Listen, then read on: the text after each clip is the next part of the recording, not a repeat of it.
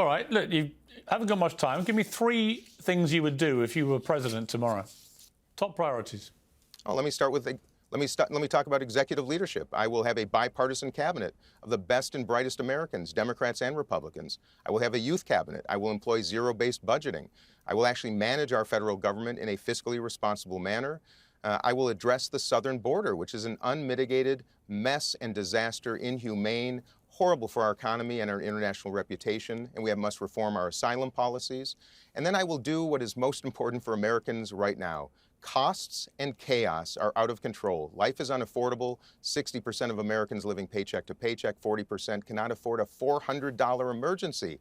We've got to attack affordability, and we've got to end the chaos, not just in the United States, but all around the world. End the wars, invest in peace, and bring this country together and do our best to bring this world together before it's too late, Piers. And that's going to take all of us. And by the way, as some have noted, Jamie Dimon, about Biden condemning all Trump supporters, I welcome and invite Trump supporters. I love everybody. As long as you are people of principle and decency and want to work together, Piers, we got to change this nonsense. The two parties are the problem. And I'm running for change, and I don't mind that disruption because I think most people want it. Well, it's good of you to join me, Mr. Phillips. I would personally say you probably have 2 hopes of succeeding, no hope and Bob hope, but I do admire the aspiration. And I actually like the cut of your jib as well. So you never know in politics, right? Hey, you never know. You got to give it a shot. And by the way, mark my words, watch here in New Hampshire on January 23rd, just 4 days from now. You might be surprised. I look forward to it. I would love to be surprised. Dean Phillips, thank you very much indeed for joining me. Charlemagne, you got... What an optimist you are, P. You know what I am? I'm an optimist tinged with being a realist, right? You've got to be real about this. I don't think Joe Biden has shown any indication of wanting to stand down at all. Unless he voluntarily does that, is persuaded to, he is going to be the nominee, right? And for someone like you, you've become, with your show, various shows, but The Breakfast Club in particular has this extraordinary number of young black people who tune in religiously to listen to it, to watch it, and to think, what do they want? What do they want from their president? I mean, they've got 2 elderly white guys, right, running for president. This is not an Obama 2008-9 scenario. What do they want to happen here? Well, when you talk about it in those terms, number one, they want both of them to step out the way. They want the GOP to move away from Trump. They want, Democrats to move away from Biden. But I don't care who you talk to. Most folks you speak to want upward mobility. Like, it's all about money. Like, that's the conversation that they should be having. When they're having conversations about, creating jobs, when they're having conversations about the economy being better, that's great. But is it trickling down to the least of us? Is it trickling down to the hood? Is it trickling down to the rural areas like where I'm from in Moncks Corner, South Carolina? If those people aren't feeling the relief, then they feel like, what you're doing isn't necessarily. And what did you feel about Jamie Dimon, who says that, if you just ridicule and mock the MAGA crowd, the really hardcore Trump supporters, it's wrong, that you should respect all Americans, right? They're entitled to their opinion, entitled to vote for who they want to vote for.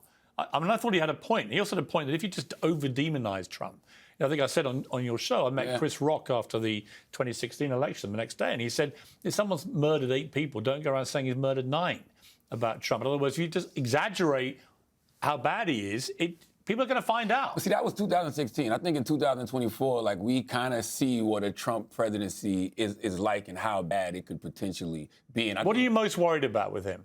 I'm worried about, the threat to democracy seriously, because when you hear a guy say, hey, we should get rid of the Constitution in order to overturn the results of election, like when you hear a guy say, you hear his lawyers in court say, well, he never agreed to support the Constitution. It's like, whoa, I don't care if you're Democrat, Republican, black, white, gay, straight. If you're an American citizen, you cannot have a leader of the free world who does not respect the Constitution. Dave, you can't have someone who doesn't respect the Constitution. No, you can't. Well, first off, the beauty of America and our system and the Constitution and the rest of our founding documents is that they work, and we've separated powers enough so that guys like Donald Trump, potentially, if he wanted to be dictator, it's not that you just flip a switch and suddenly you're dictator. So why are they not using the 14th Amendment then? Well, hold on a second. I would also say that if you look at the actual reality of Trump's presidency pre-COVID, the economy was booming. Yeah. We had the Abraham Accords, lowest all-time black unemployment, lowest all-time Latino unemployment. And you may remember at the State of the Union when he mentioned that, and AOC and the rest of the Congressional Black Caucus sat there like this. I thought they would have been for low black unemployment. So Trump has done a lot of things right. And I'm saying this as somebody that wasn't even supporting him 3 days ago. I mean, I'm a DeSantis guy. I moved to Florida because Jamie Dimon, to be fair, look, to be clear, he's not a big Trump supporter. Yeah, but there's reality. He's locked horns with Trump a few times. He's donated to the Democrats, right? It's not, and Trump has rubbished him in public about doing business in China. So it's not like he's a diehard Trumper himself. He just made the point, which I think is right, which is if you just abuse everyone that votes for him, you are basically committing an act of self-harm. What I would recommend anyone do as this election keeps going is as the rallies start again, and I did not vote for Trump in 2016. I did vote for him the first time, but one of the second time. And one of the reasons that I ended up doing it was one day in LA, I happened to drive by a rally and I was like, you know what, let me just go in there and see what's going on. And there were black people and there were Latinos and gays for Trump. And it was a joy fest. It was a party. American flags everywhere. It wasn't some coalesced idea of let's take out democracy or take out the Marxists or anything else. It was basically kind of like an FU to the system and then just this mix of politics. I mean, that's the All right, interesting Jessica, thing were you about at this party he's talking about? It was right I wasn't invited. There were gays, blacks, Latinos, but no liberals. What did you think? What did you think of Jamie? There were an awful lot of liberals. Yeah, there were actually. 4 Bernie Sanders voters who probably didn't turn up. What did you think of Jamie Dimon's comments? Because they were interesting. I think Jamie Dimon runs a huge international business, and you can see a line in the sand with how people who don't want to lose customers talk about all of this, and they have to do it that way. And that's correct. But as someone who spends my time in conservative media with people who vehemently disagree with me, I've had it up to here. If I could clutch my pearls any harder, whatever it is. They try to say that liberals talk the same way about conservatives that conservatives talk about liberals. If Donald Trump wins the presidency again, you will have a president who calls more than half the country, 81 million voted for Joe Biden, 74 million for Trump, calls us thugs, pedophiles, communists, Marxists, anti-Americans, traitors. I'm not being welcomed into any sort of I have a question. I have a there. question for you, which I asked Charlemagne yesterday. How many immigrants did Barack Obama deport in 8 years? He's the deporter in chief, and I've said it. Do you know how many times it on is? the 3 million. 2 million. He only knows because I told him. He hadn't got a Scooby yesterday. I thought it was only 2. It's over 3 million. It was the greatest number pro rata of any president in history. Yes, and He it was did the not hurt him with deporter-in-chief. Latino voters. I say it all the time on the 5. Biden can get tougher about this. Henry Cuellar, he's got it right how he's talking about it. The border Dems, the Mark Kellys of the world. That's all fine and good. But to your point about what this world looked like or this country before COVID, Trump's setting all these records. Guess what? Biden's done better than his records. So black unemployment is lower than it was under Trump. Latino unemployment lower than under Trump. Let's talk about oil.